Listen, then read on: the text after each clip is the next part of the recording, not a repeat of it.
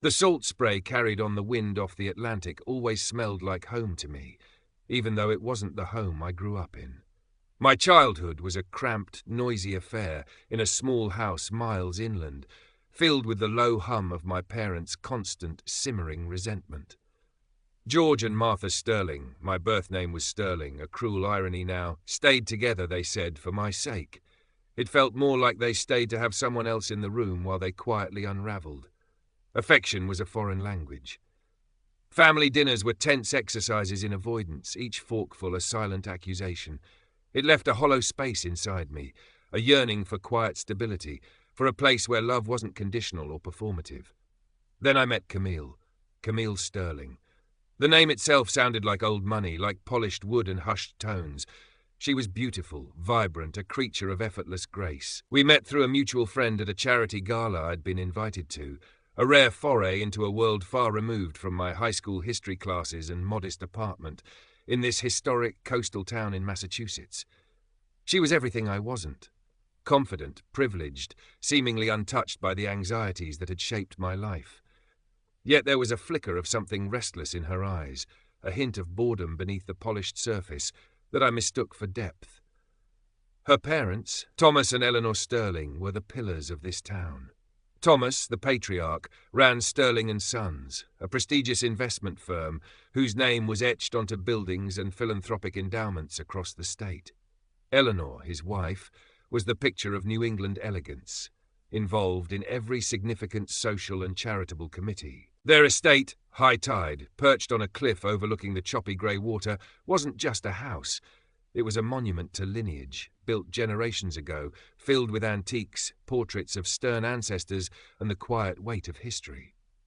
From the moment Camille introduced me, Thomas and Eleanor welcomed me with a warmth that felt alien but profoundly comforting.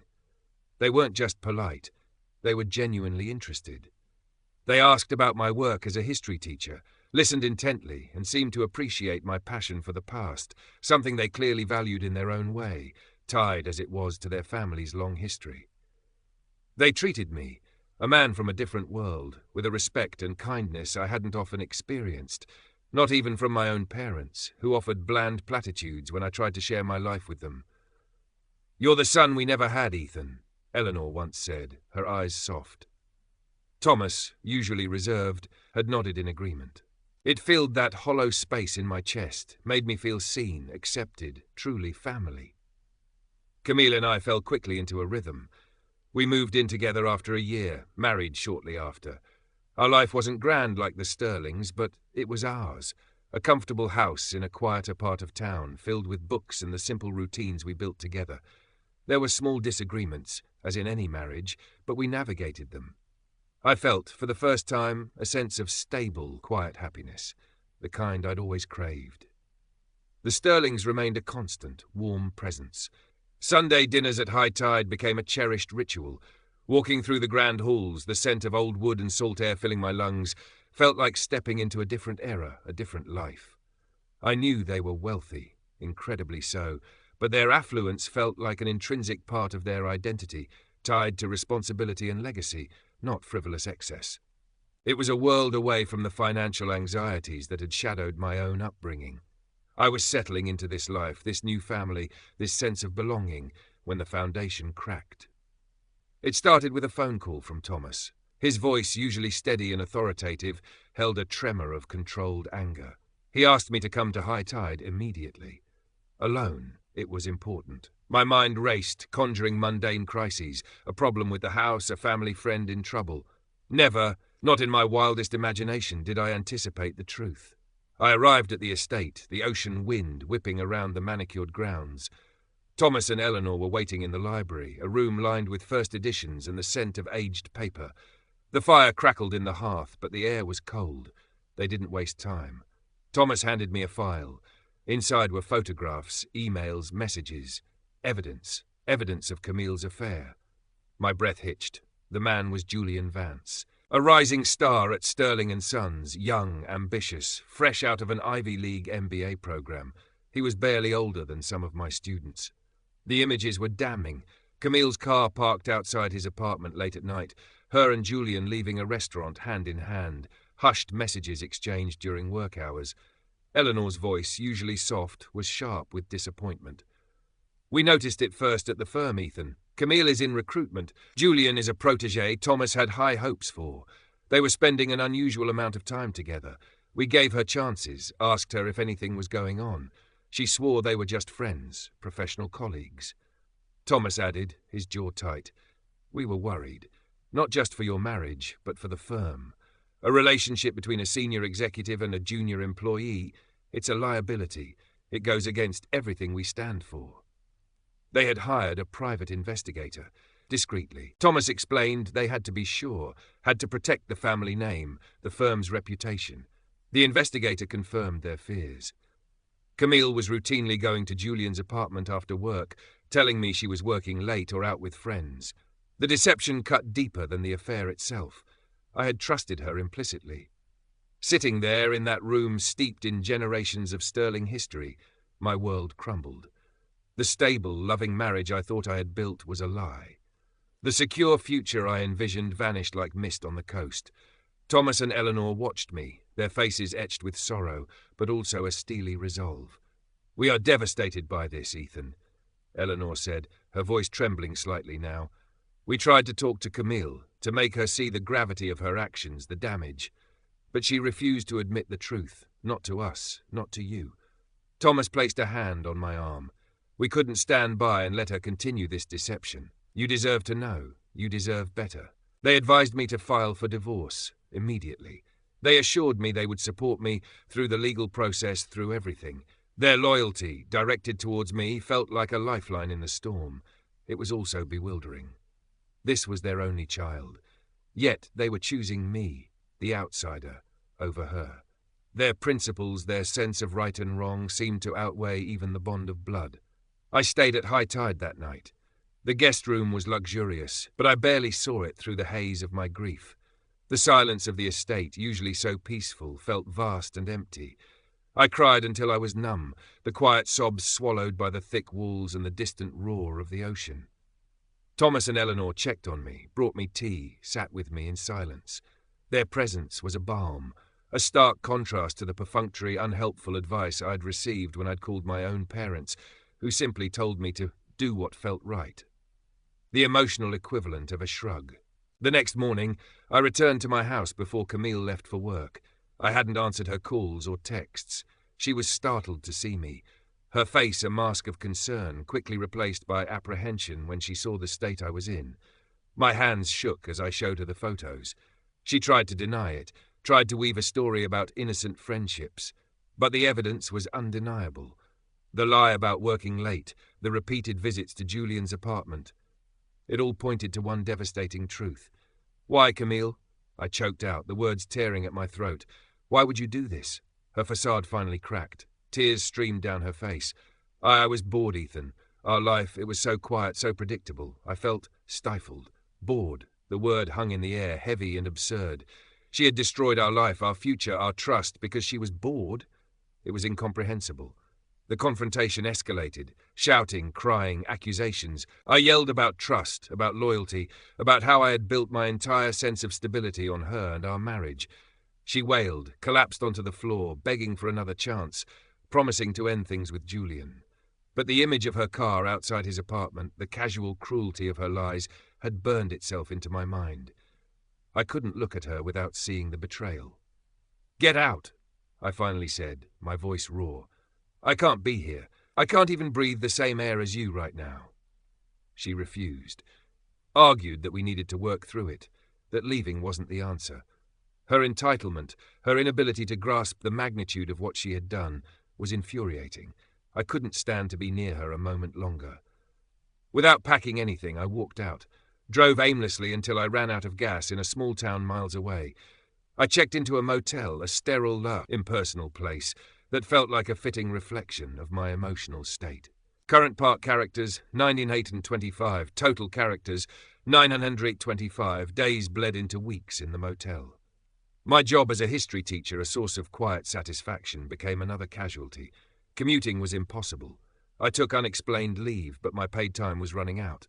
My principal called, warning me that if I didn't return soon I'd be terminated. Financial panic began to set in, a familiar echo of my childhood anxieties. Divorce was expensive. Finding a new place to live felt insurmountable. During this time, Thomas and Eleanor were my only lifeline. They called daily, checking on me, offering practical and emotional support. My own parents remained distant, their vague advice highlighting the chasm between us. I confided in the Sterlings about my job worries, my financial stress. They listened, their concern palpable. "Ethan," Thomas said one evening, his voice firm, "Camille put you in this position. We will make it right." I had no idea what he meant. A few hours later, they called again, asking me to come to high tide. Camille would be there. They wanted to discuss the house, who would live where. They proposed Camille stay with them, allowing me to keep the house so I could return to work. I dreaded seeing her, but the need to secure my job and housing outweighed my reluctance. Arriving at the estate felt surreal. The air was thick with unspoken tension. Camille was already there, sitting stiffly in a drawing room I'd always associated with warmth and laughter. We avoided eye contact, the silence stretching taut. Thomas and Eleanor began to speak, laying out their proposal about the house. It was logical, practical. Losing the house meant losing my job, my financial stability. Then Camille spoke. Her voice was sharp, laced with resentment. "Why do I have to make sacrifices? It's his fault we're divorcing." My head snapped up. My fault. I stared at her, bewildered. Thomas and Eleanor looked equally stunned. "He cheated first," she blurted out, her voice rising, conviction hardening her tone. "He was having an affair with Sarah." Sarah was a mutual friend, someone I'd known for years. The accusation was so outrageous, so utterly baseless, that for a second I wondered if I had somehow hallucinated the past weeks. She didn't stop there. She launched into a fabricated story, claiming she'd suspected us for months, that her affair with Julian was a desperate, heartbroken reaction, a form of revenge. She had brought proof, manipulated screenshots of messages, poorly altered photos designed to make it look like Sarah and I were romantically involved. She presented it all to her parents, her voice dripping with self-pity and righteous indignation, demanding they kick me out, cut ties with me, support her. It was a desperate, pathetic gamble. She clearly had no idea her parents were the ones who had exposed her. She must have thought I'd hired a detective myself. Watching her weave this elaborate web of lies, hoping to manipulate her parents and regain their sympathy, was sickening. Eleanor's face, usually a picture of serene composure, contorted with fury. "Camille, how dare you? Do you honestly think we would fall for these pathetic forgeries, these lies?" Thomas's voice was like ice. "We expected disappointment, Camille. We expected regret. We even expected denial. But this level of deceit, this attempt to destroy an innocent man's reputation with fabricated evidence, it is beyond contempt."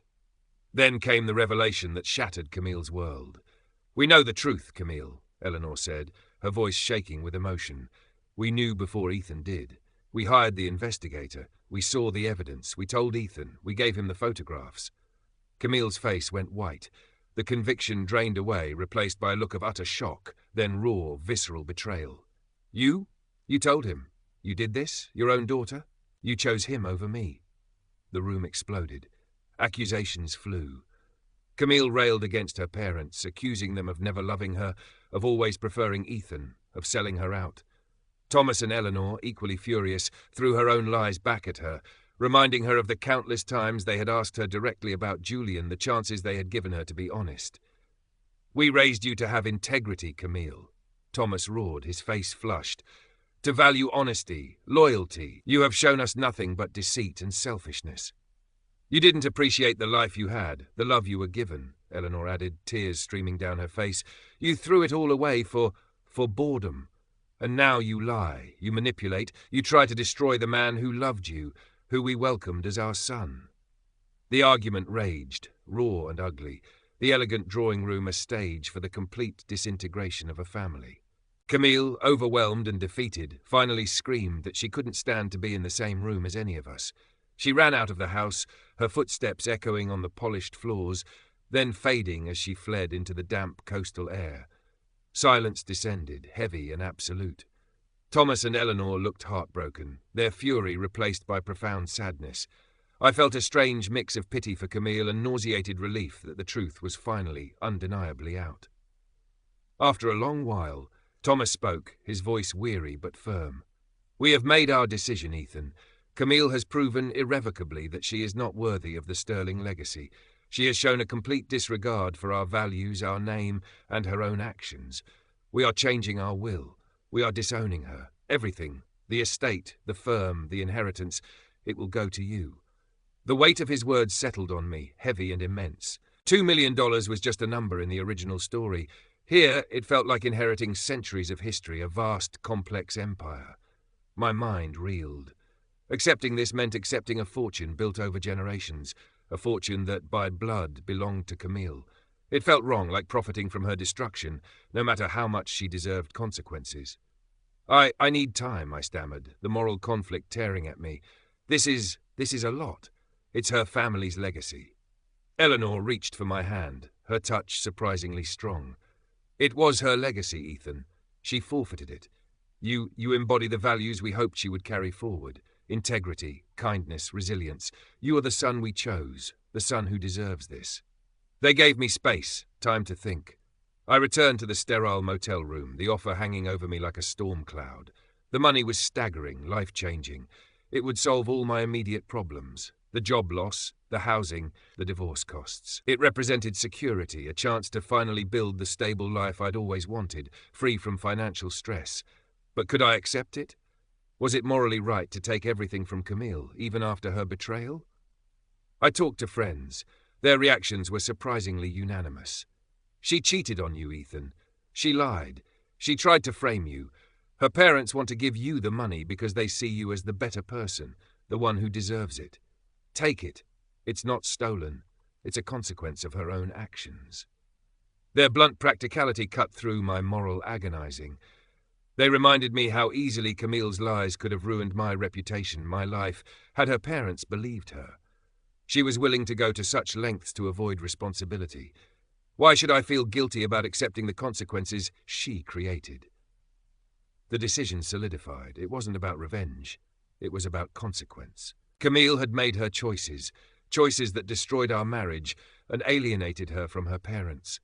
The Sterlings had made their choice, a difficult, unconventional choice, born of profound disappointment in their daughter and a deep, unexpected loyalty to me. Accepting the inheritance wasn't just about the money. It was about accepting my place in this new, strange family, acknowledging the bond Thomas and Eleanor had forged with me. A few days later, I called Thomas. "I'll accept," I told him. "I'll accept your offer." His relief was palpable, even over the phone. "Thank you, Ethan. Thank you for giving us this opportunity to make things right." He sounded genuinely grateful. He told me Camille had cut off all contact, blocked them on everything. She had also quit her job at Sterling & Sons, and Julian Vance was no longer with the firm either. Thomas's voice was tinged with sadness when he spoke of Camille. "She walked away from everything, Ethan. Everything we built, everything she was meant to inherit, her position at the firm, all of it, because she couldn't face the consequences." Despite his disappointment, the pain of losing his only child was evident. It struck me again, the uniqueness of their loyalty. Most parents, even when disappointed, would eventually forgive, would prioritize blood. Thomas and Eleanor chose integrity, chose loyalty to the person who had proven worthy of their trust, even if that person wasn't their biological child. I wanted to be there for them, to offer some comfort. I promised to visit high tide the next day. I had been living in the motel for several weeks. My job was indeed terminated. It was a blow, but the weight of the inheritance softened it. Thomas, true to his word, leveraged his connections. He found me a new position, a far better one, at a friend's investment firm in Boston, a role that utilized my analytical skills and offered significantly more financial security than teaching ever could. It felt like another layer of acceptance, of being brought into their world. The divorce proceedings were underway. Meetings with the mediator were tense, awkward. Camille and I barely spoke, the chasm between us vast and cold. It was hard to be in the same room, the memories of betrayal still sharp. I heard through legal channels and later confirmed through a mutual acquaintance that Camille had already moved in with Julian Vance. It shouldn't have surprised me, but it did. A part of me, the foolish part that clung to the past, expected her to at least feign some period of mourning for our marriage. But clearly it had meant even less to her than I'd realized. I was determined to make it mean nothing to me either. My relationship with Thomas and Eleanor deepened. They were my family now. We spoke often, visited High Tide regularly. We avoided talking about Camille, a silent, painful acknowledgement of the irreparable break. The grief was still there, a quiet undercurrent, but it was shared grief. We were a unit, bonded by betrayal and unexpected loyalty. The legal work on the will and inheritance was complex, involving trust funds and asset transfers, especially given the scale of Sterling and Sons. It wasn't a simple handover of cash. It was the transfer of a legacy, a responsibility. Thomas and Eleanor were meticulous, ensuring everything was legally sound, and ensuring Camille would have no claim. They planned to finalize everything after the divorce was complete, keeping the details from Camille until it was irreversible.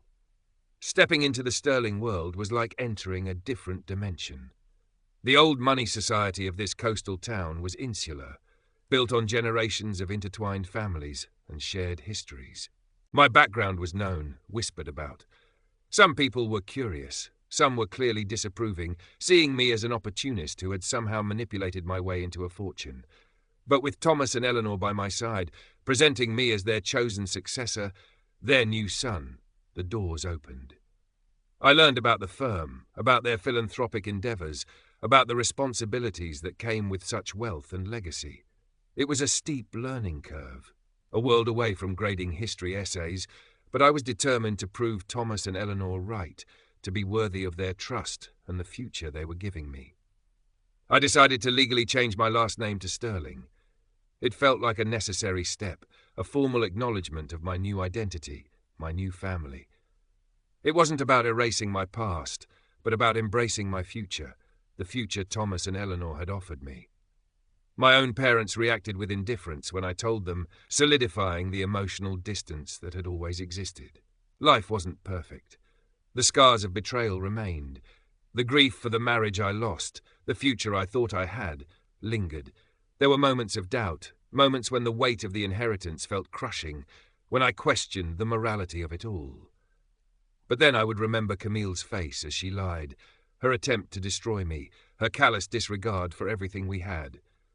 And I would remember Thomas and Eleanor's unwavering support, their belief in me, the genuine love and acceptance they offered. They didn't just give me money, they gave me a home, a family, a sense of belonging I had searched for my entire life. The sprawling estate, High Tide, no longer felt like a museum of someone else's history. It felt like a possibility, a future to be built. The scent of salt air, now tied to this new life, this new family, finally felt like home. The path here had been paved with heartbreak and betrayal, but it had led me to a place of unexpected stability and belonging. It wasn't the life I had planned, but it was a life, finally, where I felt like I belonged. And that, more than any inheritance, was priceless. The divorce was a lengthy, draining process. Camille contested everything initially, driven by a furious sense of injustice and entitlement. Her lawyers argued that her parents' decision was irrational, influenced by temporary anger, and that the inheritance was rightfully hers. My legal team, working closely with the Sterlings, formidable estate lawyers, systematically dismantled her claims. The evidence of her infidelity, coupled with her documented attempt to fabricate evidence against me during the meeting at High Tide, painted a clear picture of her character and actions. Her parents' testimony, though painful for them, was unwavering. They had made a deliberate, reasoned decision based on Camille's conduct and their assessment of her character versus mine. The court ultimately sided with the Sterlings' right to dispose of their assets as they saw fit, and the validity of their decision to disown Camille based on her actions. The financial aspects of the divorce settlement itself were minimal, given the impending inheritance that would soon dwarf any marital assets. During this time, my integration into the Sterling world accelerated. Thomas began bringing me into the firm, not as a figurehead heir, but to learn the business from the ground up. I attended meetings, studied market reports, and sat in on discussions about investments and strategy. It was demanding, a far cry from the predictable rhythms of teaching history, but I found a different kind of fulfillment in it. Thomas was a stern but patient mentor, clearly invested in my success. Eleanor guided me through the social landscape, introducing me to their friends, their colleagues, the intricate web of relationships that held their community together. There were polite questions, curious glances, the subtle judgment of those who saw me as an outsider who had landed on his feet through scandal. But the Sterling's endorsement was powerful enough to smooth most paths. I moved out of the motel and into a guest house on the High Tide estate. It was smaller than the main house, but still far grander than anything I had ever lived in. It had a view of the ocean, a small library, and a quiet sense of permanence. It was here that I truly began to process the shift in my life. The silence was no longer empty. It was peaceful. The scent of the salt air felt like a promise of a new beginning. Sometimes late at night I would walk the grounds of the estate, the moonlight silvering the waves. I would think about my past, the small tense house, the emotional distance of my parents. I would think about Camille, the woman I had loved, the stranger she had become, the destructive path she had chosen. I would think about Thomas and Eleanor, the unlikely guardians of my future, the people who saw something in me that my own family never seemed to. I learned more about the Sterling family history, about the legacy Thomas and Eleanor were so determined to protect. I learned about the son they had disowned years ago, not for infidelity, but for reckless business dealings that had threatened the firm's reputation. It was a painful chapter they rarely spoke of, a wound that had never fully healed. Understanding this added another layer to their decision regarding Camille. It wasn't just a sudden, furious reaction, it was the enforcement of a harsh family rule, a precedent born of past pain. They had lost one child to disgrace. They wouldn't let another's actions destroy the family name again. It made their choice understandable, even if its severity remained staggering. It also highlighted the pressure I was now under. I wasn't just inheriting wealth. I was inheriting a responsibility to uphold a legacy that 2 biological children had failed to carry. I never saw Camille or Julian in the town. They seemed to have vanished from the Sterling sphere, perhaps moving away, finding a different life elsewhere. I heard occasional whispers through the grapevine that Julian was struggling to find work after leaving Sterling & Sons, that Camille was living a far less privileged life than she was accustomed to. I felt no satisfaction in this, only a quiet sadness for the potential that had been squandered. She had chosen her path, and it had led her far away from the life she had been born into. The relationship with my own parents remained unchanged. They called occasionally, their conversations superficial, devoid of any real emotional connection. I didn't tell them about the full extent of the inheritance, only that I was doing well and had a new job. Their lack of curiosity, their inability to truly engage with my life, reinforced the sense of displacement I had always felt with them. The Sterlings, the family I had found through scandal, were now my true family. The legal processes concluded. The will was amended, the trusts established, the transfer of assets and control of Sterling & Sons was finalized. I was, on paper and in reality, the primary heir to the Sterling fortune and the future leader of the firm. It was a surreal culmination of events that began with a devastating betrayal. Walking into the Sterling & Sons building as more than just a guest, sitting in the executive offices, felt both daunting and empowering. I wasn't Thomas Sterling Sr. with his decades of experience and innate authority. I was Ethan Sterling.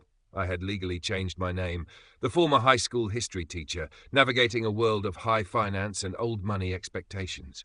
But I had Thomas and Eleanor's guidance, their trust, and a fierce determination to honor the opportunity they had given me. The moral conflict about the inheritance never entirely vanished, but it transformed. It wasn't just about taking money from Camille. It was about accepting a vast responsibility. The wealth wasn't just for my comfort.